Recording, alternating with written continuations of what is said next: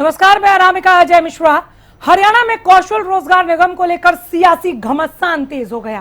कांग्रेस प्रदेशाध्यक्ष राव नरेंद्र ने निगम के जरिए होने वाली नियुक्तियों और सरकार के दावों पर गंभीर सवाल खड़े किए।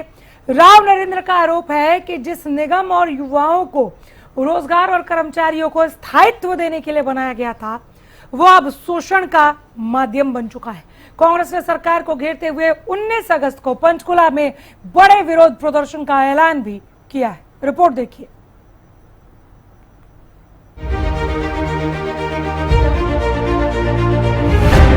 हरियाणा में रोजगार के मुद्दे पर कांग्रेस ने एक बार फिर प्रदेश सरकार के खिलाफ मोर्चा खोल दिया है। निशाने पर है कौशल रोजगार निगम। कांग्रेस प्रदेशाध्यक्ष राव नरेंद्र ने आरोप लगाया कि निगम का गठन 2021 में हुआ और 2022 में इसने काम शुरू किया, लेकिन जिस मकसद से इसे बनाया गया था वो पूरा होता नजर नहीं आ रहा। कांग्रेस ने खास तौर पर सरकार के 2024 के संकल्प पत्र में किए गए उस दावे पर सवाल उठाया है जिसमें 1,20,000 लोगों को कौशल रोजगार निगम के जरिए पक्का करने की बात कही गई थी।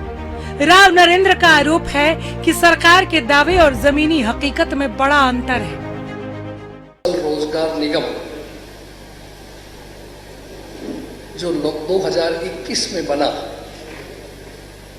और जिसको बनाने का उद्देश्य सरकार को ये बताया गया कि हम चाहते हैं कि नौजवानों को समान काम, समान वेतन, प्राइवेट ठेकेदारों से छुटकारा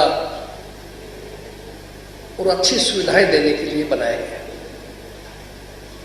2022 से उसने काम शुरू किया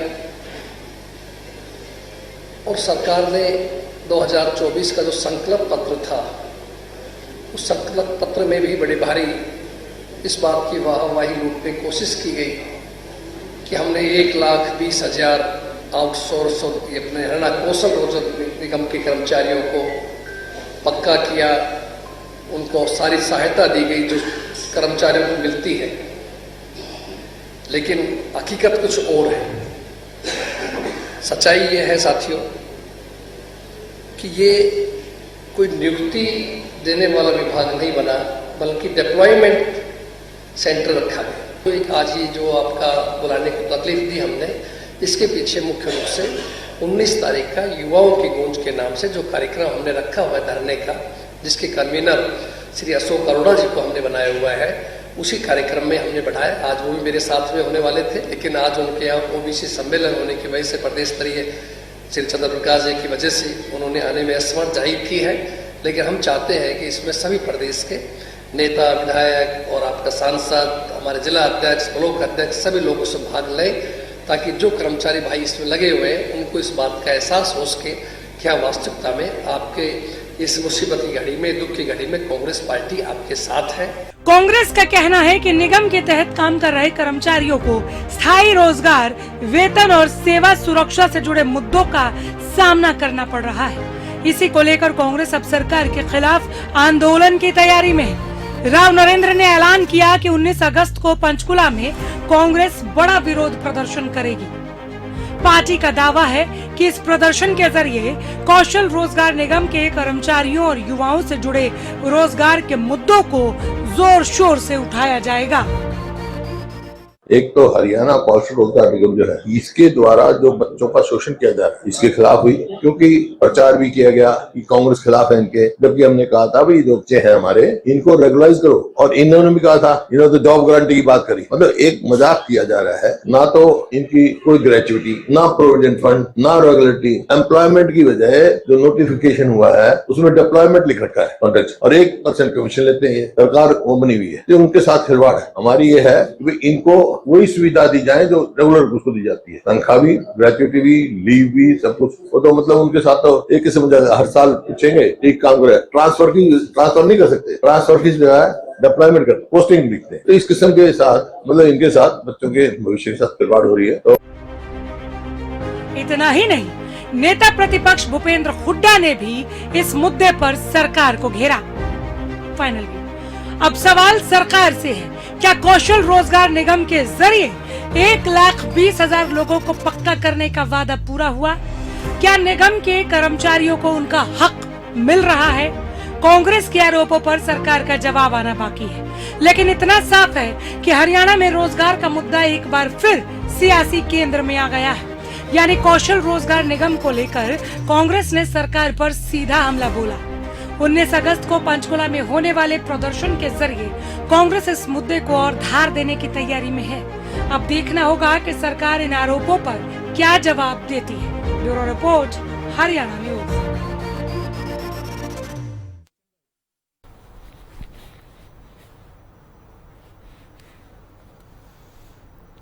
आइए पैनल की ओर बढ़ेंगे और चर्चा में आगे बढ़ेंगे। हमारे साथ बीजेपी प्रवक्ता सुभाष सप्रा जी जुड़ गए हैं। बहुत स्वागत है सर। इनेलो और कांग्रेस प्रवक्ताओं से भी जुड़ने की हम कोशिश में हैं। फिलहाल अभी तक और कोई पैनल में जुड़ा है नहीं। सुभाष जी, तब तक आप जवाब दीजिए। आपने भूपेंद्र हुड्डा को सुना, आपने राव नरेंद्र को सुना, HKRNL पर आपको किस तरह से वो घेर रहे हैं, कह रहे हैं कि नियुक्ति नहीं शोषण का माध्यम बन गया है ये निगम।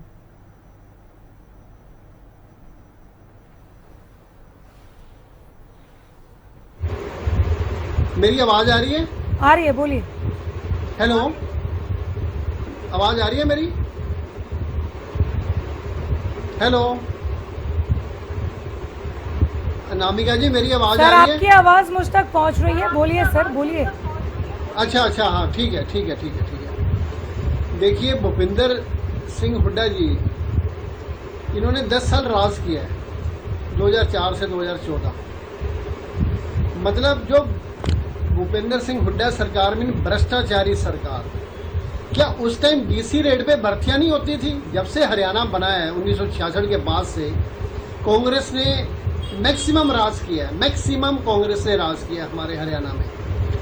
डीसी रेट से भर्तियां होती थी, ठेकेदारी सिस्टम होता था, ठेकेदार कमीशन लेते थे, मतलब सीधा क्योंकि खाते पैसे ठेकेदार के पास आते थे और ठेकेदार कमीशन के रूप में 10 महीने की सैलरी, 2 महीने की सैलरी। तो इट वाज ए सिस्टम। ठेकेदारी जो व्यवस्था को बदला है भारतीय जनता पार्टी की सरकार ने जब से ये आई है, तो इनको तो धन्यवाद करना चाहिए। हमने वो जो ठेकेदारी सिस्टम जो बिल्कुल कच्चा था, जिसमें पैसे ठेकेदार को देने पड़े।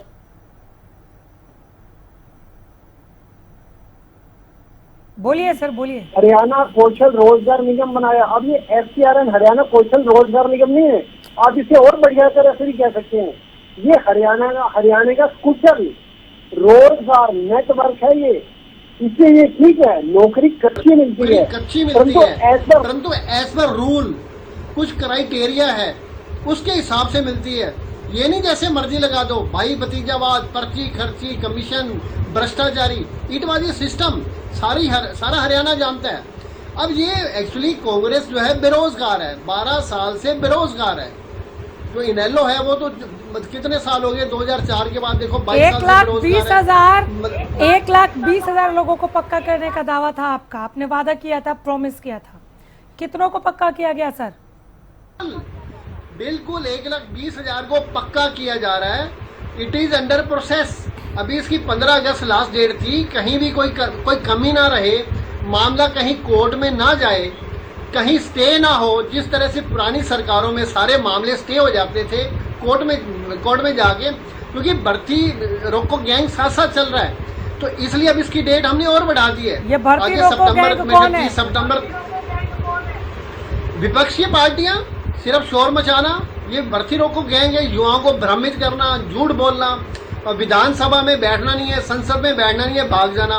गुलशान अली जी, 19 अगस्त को आप लोग पंचकुला जा रहे हैं कौशल रोजगार निगम पर सरकार को घेरने के लिए, लेकिन ये आपको भर्ती रोको गैंग बता रहे हैं। आऊंगे सुभाष जी, आऊंगे, रुक जाइए।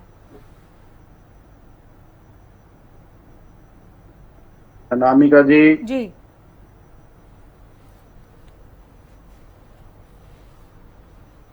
बोलिए सर, बोलिए। देखिए मैम, जो HKRN है ना, जो हरियाणा कौशल रोजगार निगम जो उन्होंने बनाया है, उपक्रम बनाया है, हाँ। तो एक ऑटोनोमस बॉडी है जनाब, और इस तरह से वो हरियाणा के लोगों को एक अस्थायी रोजगार के रूप में, यानी उनको दिहाड़ीदार मजदूर बनाने का एक उपक्रम इन्होंने बनाया है हरियाणा के अंदर, और उनका ये शोषण करने का एक केंद्र है। आप लोग देखिए, 15-16 हजार रुपए अगर उनको मिलते हैं जो कि आज के टाइम में आप देखिए कि 8वां वेतनमान आयोग लागू हो गया है, तो आज भी देखिए कितना इस तरह से गैप हो गया इसमें। 80,000 का अगर मजदूर वो 16,000 में ले रहे हैं और उसके बावजूद उनके काम के घंटे नियत नहीं करते, उनको इस तरह से उनके जो फंडामेंटल राइट्स हैं, जो उनके ह्यूमन राइट्स हैं, वो भी नहीं मिल पाते हैं। तो ये क्या कर रहे हैं, हरियाणा के युवाओं का, हरियाणा के बेरोजगारों का आर्थिक रूप से, दैहिक रूप से ये शोषण कर रहे हैं। यानी ये क्या कर रहे हैं, एसकेआरएम को इन्होंने हरियाणा को युवाओं को एक अस्थायी और असम्मानजनक रोजगार का इस तरीका इन्होंने बना दिया है। और बार बार कहने के बावजूद भी आज हमारी पार्टी देखे लगातार इसके बारे में वो चला रखा है हम लोगों ने कि भाई इनको स्थायी रोजगार दीजिए। अगर आप लोगों को ये मजदूर बनाने हैं, ये दिहाड़ीदार मजदूर बनाने हैं, तो फिर आप उसको रोजगार का नाम नहीं ले सकते ना आप उसको। इससे छोटे किसी फैक्ट्री में काम कर रहे हैं कोई इंसान। तो ये लोग क्या कर रहे हैं, हरियाणा के युवाओं को उन्होंने असम्य बना दिया है और उनको इस तरह से काम करने का जो सही जो उनका राइट है वो नहीं मिल पा रहा है। आप देखिए कोई भी अगर टीचर होता है उसको 80,000 रुपये या 1 लाख रुपए तनख्वाह होती है, और ये क्या करते हैं, गैस के रूप में उसको 16,000 से 20,000 रुपए में उसका नवेड़ रहे, यानी उसकी 3 गुना उसकी जो तनख्वाह है उसको क्या है, हरियाणा सरकार एक उपक्रम बना करके उसके माध्यम से हरियाणा के लोगों का शोषण कर रहे हैं।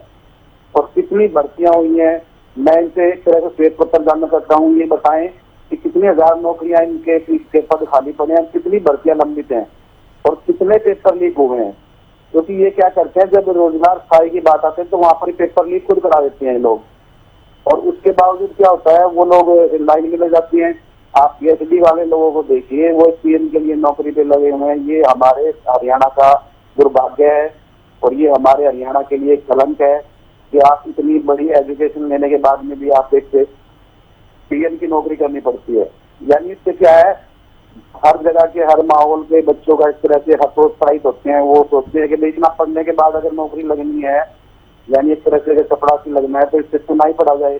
तो ये क्या है, हमारी हताशा का एक केंद्र बना चुके हैं इसको। और ये अभी तक इन्होंने गैस टीचर्स के बारे में पक्का करने की बात हुई थी, वचन पत्र में भी था, उसको आज तक इन्होंने पक्का नहीं किया। दूसरी बात, आप लोग बेरोजगारी का ये आलम है कि आप देखिए यूक्रेन और रशिया जैसे युद्धग्रस्त देश हैं, वहां पर भी हमारा नौजवान यानी वहाँ की सेना में भर्ती होता है, क्योंकि वहाँ पर युद्ध चला हुआ है, भर्ती खोल रखे हैं उन्होंने, जो भी बेरोजगार लोग हैं, और वहाँ पर वो मर के आते हैं। लेकिन कौशल रोजगार निगम पर 19 अगस्त को जब हल्ला बोल करेंगे सरकार को घेरते हुए गुलशाद साहब, क्या मांगे रखेंगे सरकार के सामने? और अगर आपको कहीं आगे मौका मिलता है तो आपके हिसाब से ये प्रारूप कैसा होना चाहिए? देखिए मैडम, ये कहते हैं भाई हरियाणा के युवाओं को हमने कितने लाख रोजगार दे दिया, तो उस रोजगार का एक तरह से जरिया क्या है, उस रोजगार से कितने फायदे हैं, कितना उनको अर्निंग हो रही है और कितनी उनकी एक तरह से वो जो कहते हैं उनकी ग्रोथ हो रही है, और दूसरा उनको भाई उससे क्या फायदे मिल रहे हैं। तो ये सारी चीजें इसमें केवल इन्होंने आंकड़ों की बाजीगरी कर रखी है। भाई 1,80,000, कहीं 2,20,000 बोल देते हैं, कहीं ये आंकड़ों की बाजीगरी वाला पॉइंट लिख लीजिएगा, पहली बार नहीं आंकड़ों की बाजीगरी का आरोप लग रहा है। सप्रा साहब नोट कीजिए, ठीक है। गुलशाद साहब पूरा करें। तो ये क्या करते हैं, पंजाब में जाकर हमारे जो मुख्यमंत्री हैं, यशस्वी मुख्यमंत्री श्री नायर सिंह सैनी जी, तो वो क्या करते हैं, पंजाब में जाके अपना बखान करते हैं कि भाई हरियाणा में बिना पर्ची बिना खर्ची हमने नौकरी दे दी है, आपके यहाँ भी ऐसा ही होना चाहिए। लेकिन बिना पर्ची बिना खर्ची उनको दिहाड़ीदार मजदूर बना दिया गया है। तो दिहाड़ीदार मजदूर तो पंजाब में बना लो। तो ये इनका ये हाल है कि औरों के ख्यालात की लेते हैं तलाशी और अपने गिरेबान में झांका नहीं जाता। तो ये हाल है हमारी भारतीय जनता पार्टी हरियाणा सरकार का। ये लोग अपने हरियाणा के युवाओं को डोंकी के माध्यम से, अगर किसी के पास 1 एकड़ जमीन है, अनामी का भी बहुत वर्ग की बात है, तो वो अपने गांव से अपने रूट से उसको क्या कर देते हैं, बेच के वो डोंकी रूट से पनामा की नहरों से, जंगलों से, और उनके शरीर में सांप लिपटे होते हैं, उनके शरीर में समुद्र पार करना होता है और वहां पर कभी भी गोली मार दी जाती है। तो वो लोग इस माध्यम से अमेरिका में जाकर वहां नौकरी की तलाश में जाते हैं। तो आप लोग ये देखिए बेरोजगारी का क्या आलम है। और हमारे मुख्यमंत्री जी पंजाब में जाकर उसको इस तरह से उसको एग्जैजरेटेड मैनर में बता रहे हैं, अतिशयोक्ति अलंकार के साथ में कि मैंने ये कर दिया, मैंने वो कर दिया। लेकिन केंद्रीय मंत्री रामदास अठावले के सामने कहते हैं कि मैं एक आप होते तो क्या करते सर? हम तो मैडम इसमें क्या है, इसमें जो भी है हम स्थायी रोजगार की वो करेंगे। दूसरी बात जो असमान वो क्या करेंगे, वो क्या होता है सर? ऐसा थोड़ी होता है, कुछ तो स्ट्रेटेजी होगी, कुछ तो रोड मैप होगा आपका भी। आप होते तो क्या करते? जो मैडम इसमें जो इन्होंने इसका शोषण कर रहे हैं आर्थिक रूप से, यानी 80,000 की तनख्वाह को ये 20,000 पे ले आए हैं, तो उसमें हो सकता है चलो थोड़ा बहुत उसमें गैप हो सकता है, लेकिन ये फुल्ली एक तरह से इतना 70% का इसमें एक तरह से ये वो करते हैं, तो वो चीज गलत है। तो हम नहीं चाहते, और हमारी सरकार भी और हमारी पार्टी भी इसके एक तरह से खिलाफ है कि भाई हमारे यहाँ युवाओं का जो शोषण हो रहा है हम उसके खिलाफ हैं, और हम इसको अभी सड़क से लेकर संसद ठीक है, मैं जवाब ले लूंगी। ओंकार सिंह जी भी हमारे साथ इनेलो प्रवक्ता जुड़ गए हैं।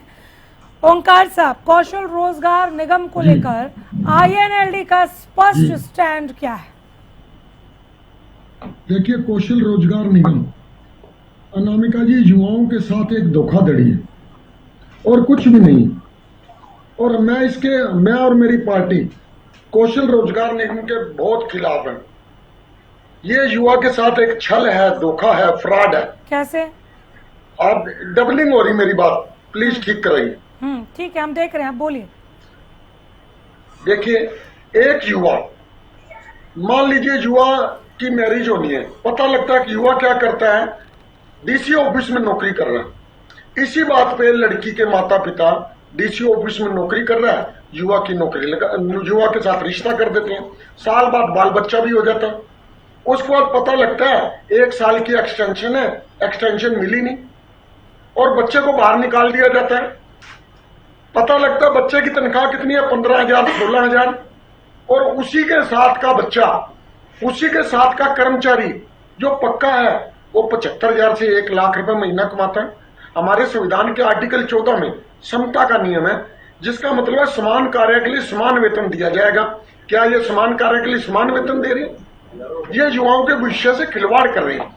अभी हाल ही में 14 जुलाई को इन्होंने पटवारी भर्ती किए थे। पिछले 2.5 साल से पटवारी HKRN के, आपने सुना कभी? HKRN में पटवारी भी भर्ती होते हैं, HKRN में जेई भी भर्ती होते हैं। तकरीबन 2.5 साल से अंबाला जिले में तकरीबन 100 पटवारी इन्होंने भर्ती किए थे। अब उनकी एक्सटेंशन जून में खत्म होगी, 30 जून को। 14 जुलाई को हरियाणा सरकार ने, कौशल रोजगार निगम ने एक लेटर इशू कर दिया सारे डीसी को कि आप इनको 2 महीने की एक्सटेंशन, सुनिए अनामिका जी, सिर्फ 2 महीने की एक्सटेंशन, 2 महीने की एक्सटेंशन दे दो। पूरे हरियाणा में एप्लीकेबल हो गया, अंबाला में एप्लीकेबल नहीं हुआ। परसों मैं इसके लिए सचिन गुप्ता डीसी आए हैं, उनसे मैं खुद मुलाकात करके मैंने कहा ये क्या है, गरीब बच्चे को कौशल रोजगार निगम में 2 महीने की एक्सटेंशन, और वो भी आप नहीं दे रहे। उन्होंने मुझे आश्वासन दिया कि हम 2-4 दिन में इस व्यवस्था को ठीक करेंगे। ये है कौशल रोजगार निगम। और कौशल रोजगार निगम में BTech M.Tech किए हुए युवा पानी पिला रहे हैं, PhD किए हुए युवा चपरासी लगे हुए हैं। शर्म नहीं आती इन लोगों को? इनको शर्म आनी चाहिए। इन्होंने जितनी 1 लाख पूरी करता, इन्होंने जितनी 1 लाख 20 लाख की नौकरियां दी हरियाणा के बाहर के प्रदेश में दे दी। अभी असिस्टेंट प्रोफेसर पंजाबी के भर्ती हुए थे, 10 में से 9 बार के। असिस्टेंट प्रोफेसर हिंदी भर्ती हुए 56 में से 41 बार के, और 26 उसमें से यूपी के। क्यों? ये हरियाणा के बाहर के युवाओं को 1 लाख और 20 लाख में भर्ती कर रहे हैं, और हरियाणा वाले सिर्फ पानी देने के लिए रह गए, चपरासी के लिए रह गए, झाड़ू पोछा के लिए रह गए। आज कौन सा वर्ग सुखी है? बिजली बोर्ड में HKRN के जितने एम्प्लॉई धरने पर बैठे थे, उनको लॉलीपॉप दे दिया अनिल विज ने। 10 अक्टूबर तक उनकी हड़ताल एक्सटेंड हो। आज नगर परिषद में देख लो, सफाई कर्मचारी धरने पर बैठे, सारे के सारे HKRN के। यहां तक कि अंबाला कैंट नगर परिषद में 131 एम्प्लॉइज हैं, 131, उसमें से 103 वो HKRN के, मात्र 28 एम्प्लॉय EO के समेत वो पक्के कर्मचारी हैं। क्यों? ये कहते हैं हमने 1,83,500 नौकरियां दी, मुख्यमंत्री कहते हैं, और इनके प्रवक्ता अभी बोलेंगे 2.25 लाख दी। मतलब मुख्यमंत्री कम करके बता रहा। मैं इनसे पूछना चाहता हूं, पिछले 12 साल में तुम्हारी सरकार है, 12 साल में आप एक आंकड़ा दे दो, व्हाइट पेपर दे दो कि 12 साल में कितने लोग रिटायर हुए, कितने पक्के पद खाली हुए, आज कितने पद खाली हैं, प्रत्येक हल्के की कितनी रिक्वायरमेंट है, और पिछले 12 साल के HKRN ने कितने भर्ती किए, 27 भर्तियां कितनी करी। जवाब ले क्यों नहीं देते? प्रोफेसर सुभाष, इनके काम सरकार देगी व्हाइट पेपर। हाँ जी, हाँ जी। अब देखिए, ओंकार सिंह जी को ये पता होना चाहिए, जब लोग रिटायर होते हैं या इधर उधर होते हैं, जब पोस्ट खाली होती है, और वो जो पोस्ट खाली है डिपार्टमेंट रिक्वायरमेंट अपनी भेजते हैं SKRN को, चाहे वो उधर HSSC को, HPSC को, मतलब जो भी किसी जब बंदा रिटायर नहीं होगा, क्या आप प्लीज जब पोस्ट खाली नहीं होगी, आप ये बताइए ना, तो पोस्ट को भरेंगे कहाँ से आप? पहले क्या होता था? पहले ठेकेदार की जेब भरती थी। अब इनेलो के राज में या कांग्रेस के राज में डीसीमेट नहीं था क्या? ठेकेदारी सारे पैसे ठेकेदार की जेब में जाते थे। अब सीधा SKRN के माध्यम से सीधे पैसे कर्मचारी की जेब में जाते हैं। ये व्यवस्था को बदला है भारतीय जनता पार्टी की सरकार ने, क्योंकि इनको अपनी राजनीतिक जमीन ढूंढ रही है, कोई ना कोई बात बोलनी है, परंतु युवा सब जानता है ये सारे जो भ्रम फैला रहे हैं, अफवाहें फैला रहे हैं, जो हमारी जो जनता जनार्दन है, ऐसे तीसरी बार नहीं चुना, बिना पर्ची बिना खर्ची, ये हमारा सबसे बड़ा वायदा था पहले से, जब से भारतीय जनता पार्टी की सरकार रही है, और बिल्कुल उसी पे काम कर रही है आज माननीय सरकार।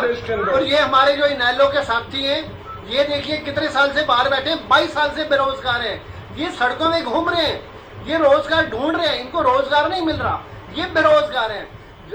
आज युवाओं को बिल्कुल बिना पर्ची बिना खर्ची भर्तियां हो रही हैं, चाहे वो रेगुलर भी हो रही हैं, साथ साथ SKRN के माध्यम से भी हो रही हैं। बिल्कुल पिछले 12 साल में 2 लाख भर्तियां की हैं, 2 लाख भर्तियां रेगुलर भर्ती हैं। कांग्रेस ने 80,000 की थी 10 साल में, आप ये भी देखिए। और जब अक्टूबर 2024 में चुनाव से पहले माननीय नायब सिंह सैनी जी ने शपथ बाद में ली थी, ऐसा CM मिलेगा आपको, पहले उन्होंने 25,000 नियुक्ति पत्र बांटे थे। इनको तो धन्यवाद करना चाहिए, सबक सीखना चाहिए भारतीय जनता पार्टी से। तो ये झूठे वायदे ना करे, ये झूठ ना मारे, और ये 19 तारीख को गुलशाद जी कुछ कह रहे हैं। गुलशाद जी युवा नहीं होगा, ठीक है, कोई युवा नहीं होने वाला। आ जाऊंगी सर, गुलशाद जी बोलिए सर। वहाँ पर अनामिका जी, मैं सप्रा जी से बात पूछना चाहता हूँ। जो है आ जाऊंगी सर, रुक जाइए। ये रोजगार का एक विकल्प हो सकता है, लेकिन ये स्थायी रोजगार नहीं है। ये अब ये परमानेंट एक तरह से हमारा रोजगार नहीं है, ये केवल क्या है, एक अस्थायी एक व्यवस्था है। ठीक है, स्थायी व्यवस्था नहीं है, ये एक विकल्प हो सकता है, इसका जवाब दीजिएगा। रुक जाइए जरा, सिंह साहब को भी सुन लीजिए। हो गया सर, इतना ही वक्त दे सकती हूँ, बस गुलशाद जी। ओंकार सिंह संक्षेप में। अनामिका जी, मैं तो सिर्फ इतना कहना चाहता हूँ, जो स्थायी कर्मचारी रिटायर हुए, उनकी जो पोस्ट खाली हुई सैंक्शनड पोस्ट है, सैंक्शनड पोस्ट के ऊपर आप स्थायी कर्मचारी भर्ती कीजिए। सैंक्शनड पोस्ट के ऊपर अस्थायी कर्मचारी का कोई काम नहीं है। सैंक्शनड पोस्ट की वैल्यू 75,000 से 1 लाख रुपए महीने है, और अस्थायी कर्मचारी कौशल रोजगार निगम का कर्मचारी मात्र 15,000 रुपए ले रहे हैं। ये लूट है, खुली लूट है। सुभाष जी जवाब दीजिए दोनों को जल्दी से, संक्षेप में। अनामिका जी प्लीज एक बार बताइए क्या पूछना चाह रहे हैं आप? ये स्थायी विकल्प नहीं है रोजगार के नाम पर कौशल रोजगार निगम। आप लोग स्थायित्व के लिए क्या सोच रहे हैं, उसका जवाब इनेलो कांग्रेस दोनों को चाहिए। सर मेरा सवाल भी ले लीजिए कि क्या सरकार निगम के तहत काम कर रहे लोगों को नियमित किए जाने को लेकर कोई स्ट्रेटेजी बना रही है? देखिए 1,20,000 जो कर्मचारी हैं, जो SKRN के माध्यम से जो काम कर रहे हैं, उनको सरकार 58 साल तक जॉब सिक्योरिटी दे रही है, and it is under process. उसमें सारी चीज देखी जा रही है, वो भी देखा जा रहा है, हर चीज देखी जा रही है। ये नहीं मतलब नहीं, ठीक है, स्थायित्व पर भी थोड़ा बोलना चाहिए था। चलिए बहुत शुक्रिया आप तीनों का ही। फिर बैठ जाएंगे, मुझे वक्त और इजाजत नहीं देता। महाभारत में इसी के साथ यहीं पर रुकेंगे। आप सबों का बहुत शुक्रिया, बहुत धन्यवाद। और इसी के साथ इस खास पेशकश में इतना ही। नमस्कार।